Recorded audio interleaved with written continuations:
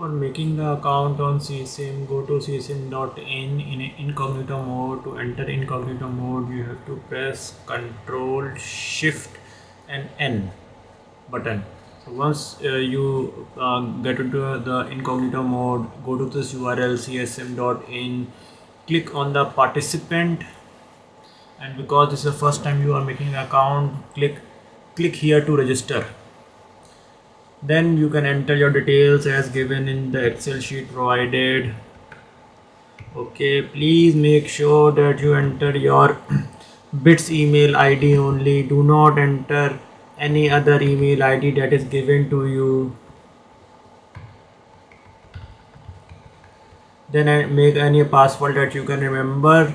Then go to the email or from the announcement page, pick up this course code, Control C, come back to this page, enter the course code, and then you can click create an account, and after this account will be created. I am not clicking this create an account because if I do this, it will be recorded as a participant, and I do not want to do that, and I do not want to waste a seat.